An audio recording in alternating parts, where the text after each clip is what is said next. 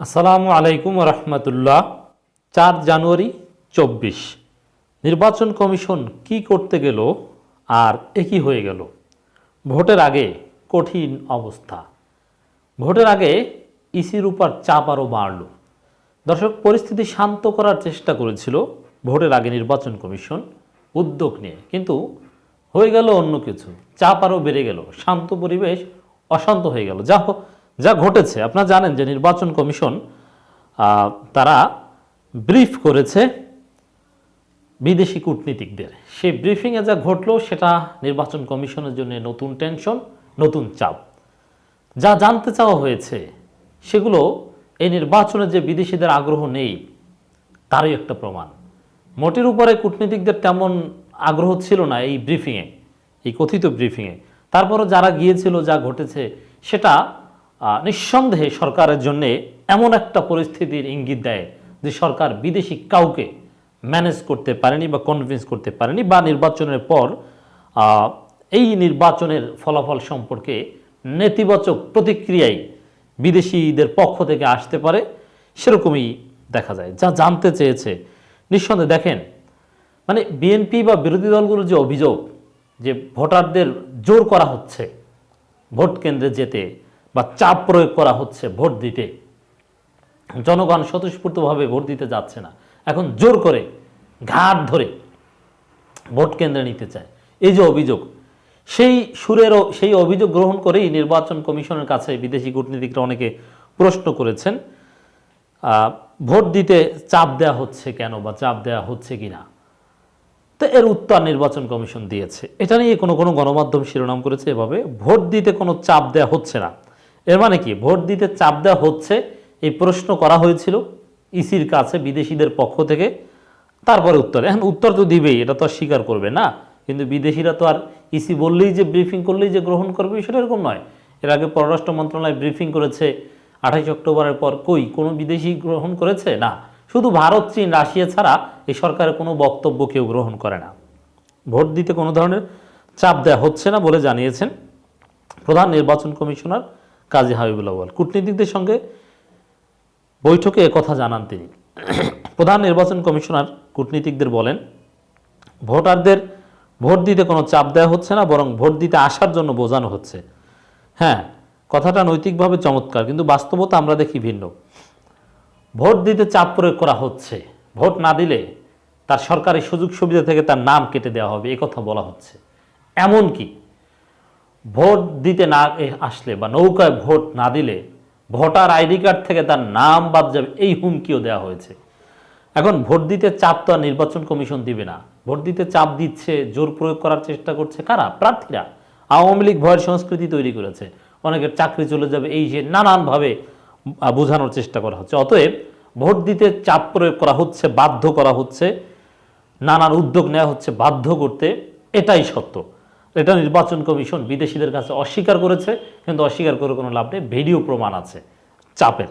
আওয়ামী লীগের কেন্দ্রীয় নেতা, সাবেক মন্ত্রী, তিনি ঠাকুরগাঁওয়ের, আপনারা জানেন আমি আলোচনা করেছি, তিনি ভোট কেন্দ্রে যেতে চাপ প্রয়োগ করেছেন, বিভিন্ন সরকারি রাষ্ট্রীয় সুযোগ সুবিধা থেকে নাম কেটে দেওয়ার কথা বলেছেন, এবং বলেছেন এক কথার মানুষ আমি বলেছি নাম থাকবে না। তো এর চাইতে বড় চাপ আর কি হতে পারে? বোঝানো হচ্ছে, বোঝাবে তো বোঝাবেই, এটা তো স্বাভাবিক, কিন্তু এর সাথে আরও একটা বিষয় আসে। ভোট দিতে বোঝানো যেরকম অধিকার, ভোট কাউকে না দিতে বলাটা বা ভোট না দেওয়াটাও অধিকার। এখন না দেওয়ার অধিকারকে যদি কেড়ে নেওয়া হয় বা না দিতে যদি প্রচারণা চালাতে দিতে বাধা দেওয়া হয়, যেমন বিএনপি জামাতকে লিফলেট বিতরণে বাধা দেওয়া হচ্ছে, এটাও কিন্তু এক ধরনের চাপ প্রয়োগ ভোট দিতে। এর মানে চাপ প্রয়োগ করছে, এতে কোনো সন্দেহ নাই। এই লিফলেট বিতরণের বিরুদ্ধে কথাবার্তা বলা, এটাও কিন্তু এক ধরনের চাপ প্রয়োগ করা। বৃহস্পতিবার 4 জানুয়ারি বিকেলে রাজধানীতে হোটেল সোনারগাঁওয়ে কূটনীতিকদের সঙ্গে বৈঠকে শেষে সাংবাদিকদের কাছে কথা জানান তিনি। সিসি বলেন, বিদেশি রাষ্ট্রদূতরা জানতে চেয়েছেন সরকার থেকে বা নির্বাচন কমিশন থেকে ভোটারদের চাপ দেওয়া হচ্ছে কিনা, যার পরিপ্রেক্ষিতে তাদের ভোট দিতে যেতে হবে। তাদের বুঝিয়েছি আমাদের দিক থেকে চাপ সৃষ্টির কোনো কারণ নেই। তাদের দিক থেকে চাপ সৃষ্টির কারণ নেই, কারণ তারা তো আর ভোটারদের কাছে ওইভাবে যান না। কিন্তু চাপ যে আওয়ামী লীগের পক্ষ থেকে বা বিভিন্ন প্রার্থীরা দিচ্ছে, এই বিষয়টা অস্বীকার করে কোনো লাভ নেই। এটা বিদেশি কূটনীতিকরা জানে সবাই, ভারত চীন রাশিয়া বাদে সবাই জানে, কারণ ভারত চীন রাশিয়া তো অন্ধ, তারা তো দেখেও না দেখার ভান। বাংলাদেশের যতই মানবাধিকার লঙ্ঘন আর যাও, তারা তো এটা দেখবে না। হাবিবুল আউয়াল বলেন, যখনই নির্বাচন করি আমরা ভোটার সাধারণের কাছে একটা আবেদন রাখি, যেটা দায়িত্বের অংশ। আমি বলি আপনারা ভোট কেন্দ্রে এসে অবাধে ভোটাধিকার প্রয়োগ করবেন, সেটা চাপ নয়, সেটা হচ্ছে সচেতন। না, এটা বলতে পারে, এটা তো আর জিজ্ঞেস করে নাই। ভোট কেন্দ্রে আসবেন, অবাধে ভোট প্রয়োগ করবেন, কোনো সমস্যা নাই। আমরা তো সেই কথা বলি যে ভোট কেন্দ্রে আসবেন, আপনার পছন্দের প্রার্থী থাকলে ভোট দিবেন, কিন্তু আপনার পছন্দের প্রার্থী যদি না থাকে, সব যদি একদল হয়, তখন আওয়ামী লীগের লোকজনই ফলাফল যদি নিশ্চিত হয় যে ক্ষমতায় আওয়ামী লীগে আসবে, তাহলে কেন আওয়ামী লীগের লোকজনই ভোট দিতে যাবে? তার তো কোনো মানে হয় না। যাই হোক, একবারে কেতাবি কথাবার্তা বলেছে। এই কেতাবি কথা বলে বাস্তবতা বিদেশি কূটনীতিকদের বোঝানো এত সহজ নয়। কেউ কারো পোস্টার ছিঁড়ে ফেললো, আমরা প্রায় 600-র মতো অভিযোগ পেয়েছি, এরই মধ্যে প্রায় 400-র মতো অভিযোগ নিয়ে কাজ করছে। অভিযোগ ছাড়াও রাষ্ট্রদূতরা ভোটের ফলাফল প্রসঙ্গে জানতে চেয়েছেন উল্লেখ করে হাবিবুল আউয়াল বলেন, আমরা তাদের জানিয়েছি রেজাল্টের ব্যাপারে আমরা একটা অ্যাপ করেছি, স্মার্ট ইলেকশন ম্যানেজমেন্ট অ্যাপ। এর মানে ভোটের ফলাফল যে পরিবর্তন হতে পারে, ইলেকশন রেগিং হতে পারে, এটা তাদের একটা ধারণা আছে যে আগে হয়েছে। আবার কেউ কেউ তো আপনারা জানেন, এর আগে ঘটনা ঘটেছিল, ওবায়দুল কাদেরের কাছে জানতে চায় যে বিরোধী দল হবে কারা। এর মানে নির্বাচন দেরি আছে, নির্বাচনের কয়েক সপ্তাহ আগে জানতে চায় বিরোধী দল হবে কারা। ফলাফল নিশ্চিত, এটা ধরে নিয়েছে। এখন এই ফলাফল সম্পর্কে জানতে চেয়েছে, হাবিবুল আউয়াল সাহেব ঠিক বলেছেন না আবার ভুল বলেছেন, তাও আমরা কিভাবে বিশ্বাস করব? কারণ অনেক কথাই তো ঘুরিয়ে ফিরিয়ে বলতে হয়। এখন আবার তারাও কারা জিতেছে, কাদেরকে জিতিয়ে দেওয়া হয়েছে ভোটের আগেই, এরকম কিছু জানতে চেয়েছে কিনা সেই সন্দেহ কিন্তু থাকে। সিইসি বলেন যে অ্যাপস দিয়ে আসলে কারচুপি বন্ধ করা যায় না, অ্যাপস দিয়ে ডিজিটাল কারচুপি করা যায়, এসব কথা বলে কোনো লাভ নেই।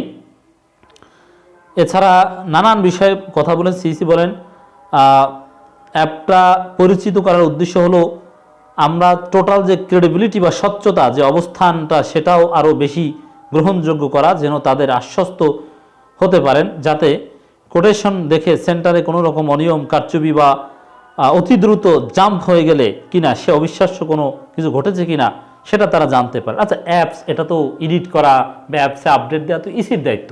এখন সে ইসি তো জনগণ বিশ্বাস করে না, তারাই তো নানান পদক্ষেপ বা নানান কারচুপি করেন, এটা অতীতে প্রমাণিত হয়েছে।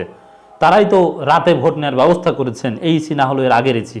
অতএব অ্যাপসে যদি ডিজিটাল কারচুপির ইনপুট দেওয়া হয় এবং অবিশ্বাস্য নয় এরকম কোনো একটা টার্ন আউট রেট বা এরকম একটা ফলাফল 2 ঘন্টা পর পর দেওয়া হয়, তাহলে কি করবে? মানে অ্যাপস দিয়ে আসলে ক্রেডিবিলিটি নিশ্চিত করা যায় না। আর এখানে ক্রেডিবিলিটি বা এই বিষয়গুলো তো আসলে গণতান্ত্রিক দেশগুলোর কাছে প্রশ্নই না। প্রশ্ন না কেন? তো এখানে তো কোনো প্রতিদ্বন্দ্বী নেই। যাই হোক, এখানে দেখতে পাচ্ছেন তো যে আসলে এই বিদেশি কূটনীতিকরা কি প্রশ্ন করেছে, আর এই প্রশ্নগুলো কতটা বিব্রতকর তাদের জন্যে। তো এখানে ইউ হাইকমিশনের কাছে প্রশ্ন করা হয়েছিল সাংবাদিকদের পক্ষ থেকে, তিনি নো কমেন্টস বলেছেন। এর মানে অনেকে এটা নিয়ে আগ্রহ নাই, অনেকে কোনো প্রশ্নই করতে চায় না, মানে প্রশ্ন উত্তরই দিতে চায় না, কি করবে কি বলবে এটা ভোটের পর। তো এই ব্রিফ করতে গিয়ে আসলে ফলাফল হলো উল্টা। আর এক ধাপ মনস্তাত্ত্বিক চাপে পড়েছে, একটা কঠিন মনস্তাত্ত্বিক পরিস্থিতিতে পড়েছে নির্বাচন কমিশন, যে বিদেশি কূটনীতিকরা আসলে কনভিন্স হয়নি, সারকামস্টেন্স দেখে, আগে পরের বিষয় দেখে, সেটাই বোঝা যায়।